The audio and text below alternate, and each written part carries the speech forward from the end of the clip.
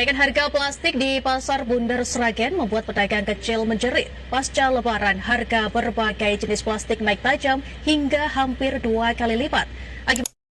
Pedagang plastik di pasar tradisional kota Bengkulu bimbang. Satu sisi harga plastik melonjak naik, tapi di sisi lain, kenaikan harga menyusahkan pedagang lain, khususnya pedagang makanan dengan kemasan plastik.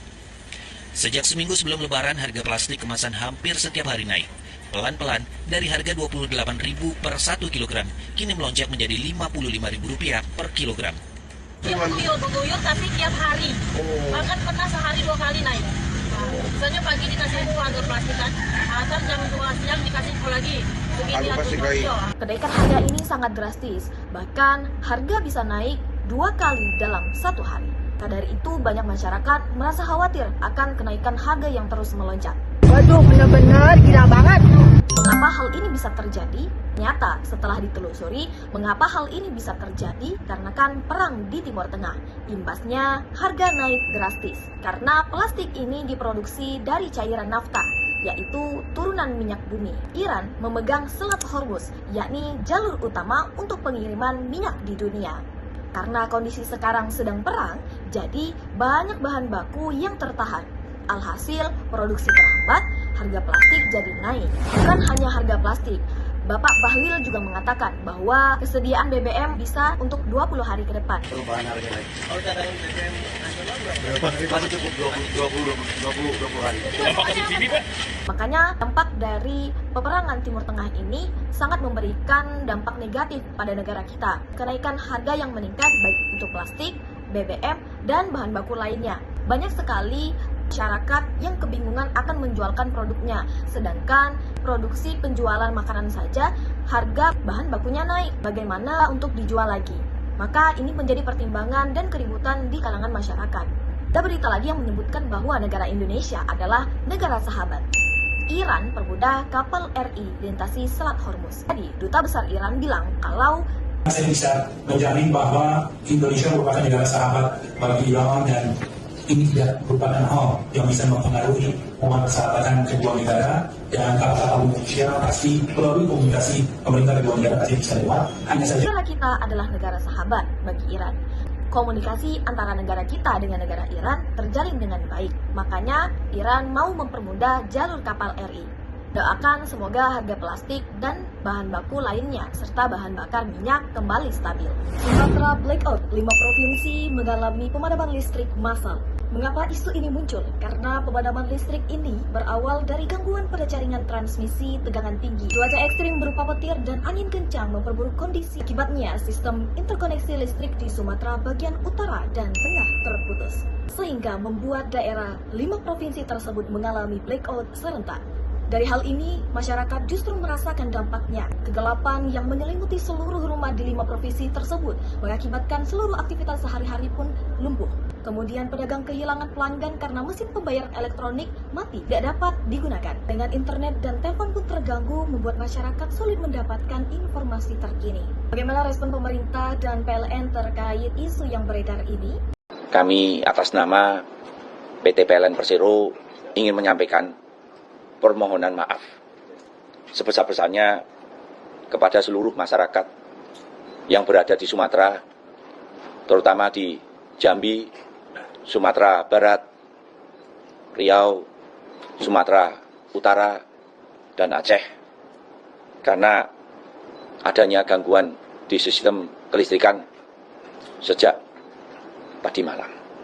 PLN segera menyampaikan permohonan maaf secara resmi dan terbuka, janjikan pemulihan bertahap, kemudian teknis dikerahkan siang dan malam, sementara PLTD atau pembangkit listrik tenaga diesel digunakan sebagai penopang sementara. Pemerintah pusat menekankan bahwa listrik akan segera normal, meski kenyataannya di lapangan menunjukkan bahwa pemulihan berlangsung lebih lambat. Mana atas tindakan dari pemerintah tersebut, secara teknis, langkah darurat memang ada dan dilakukan oleh PLN, namun arus informasi tidak konsisten jadinya. Di satu sisi, pemerintah pusat menyatakan listrik sudah pulih, tetapi masyarakat di Sumatera, 5 provinsi tersebut masih merasakan gelap. Ketidaksesuaian ini justru menimbulkan kebingungan, bahkan ketidakpercayaan masyarakat terhadap pemerintah dan PLN. Alih-alih menenangkan, informasi yang tidak sinkron justru memperburuk keadaan. Seharusnya Tindakan pemerintah yang dibutuhkan oleh masyarakat bukan sekedar janji, melainkan transparansi penuh. Seharusnya pemerintah menyediakan fasilitas darurat seperti air bersih dan penerangan sementara. Dengan langkah ini, masyarakat akan merasa mendapatkan solusi. Kini kita mendapatkan pelajaran bahwa bagaimana sebuah gangguan teknis bisa menjelma menjadi krisis sosial. Gelap yang melanda bukan hanya soal listrik, tetapi soal kepercayaan masyarakat terhadap pemerintah. Tanpa komunikasi yang jelas justru membuat masyarakat merasa ditinggalkan dan diabaikan. Seharusnya pemerintah hadir bukan hanya dengan teknisi dan juga mesin, tetapi juga dengan kejujuran, informasi, dan kepedulian sosial. Prabowo menyatakan bahwa rakyat Indonesia tidak bermimpi untuk kaya raya, tetapi hidup layak. Rakyat kita tidak bermimpi untuk mengalami kehidupan yang kaya raya, tapi mereka bermimpi untuk bisa hidup dengan layak. Apa benar? Namun pernyataan ini dianggap kurang tepat oleh sebagian kalangan. Kenyataan bahwa banyak masyarakat yang bekerja keras dari pagi hingga malam bukan hanya untuk hidup layak saja, tetapi juga untuk meningkatkan taraf hidup hingga mencapai kekayaan. Dari pernyataan tersebut timbullah dampak persepsi ganda terhadap masyarakat. Sebagian masyarakat merasa diakui karena memang banyak yang berjuang sekedar memenuhi kebutuhan dasar. Namun, bagi kelompok lain, pernyataan ini terasa meremehkan aspirasi mereka. Banyak sekali orang yang bekerja, berwirausaha, dan berinvestasi dengan tujuan agar bisa memberikan kehidupan lebih bagi keluarga, bukan sekedar hidup layak saja. Luas tentang apakah pemerintah benar-benar memahami ambisi ekonomi rakyat. Kemudian pemerintah merespon dari pernyataan Pak Prabowo tadi bahwa cenderung narasi tersebut menekankan ke program-program sosial untuk kesejahteraan dasar. Namun, tidak ada penjelasan rinci mengenai bagaimana aspirasi masyarakat yang ingin kaya bisa difasilitasi melalui kebijakan ekonomi, investasi, atau peluang usaha lainnya. Ternyata alih-alih menenangkan masyarakat, semakin banyak berspekulasi dan berdebat. Akibatnya, information flow semakin meningkat, tetapi lebih banyak berupa kritik dan perdebatan daripada solusi.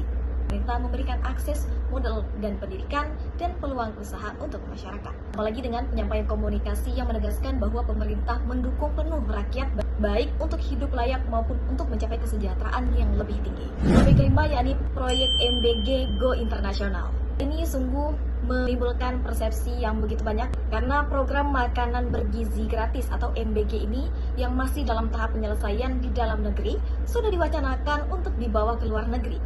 Masyarakat banyak mempertanyakan hal ini. Dampaknya akan dirasakan lagi oleh masyarakat karena masyarakat akan merasakan kebingungan dan ketidakpuasan terhadap program MBG.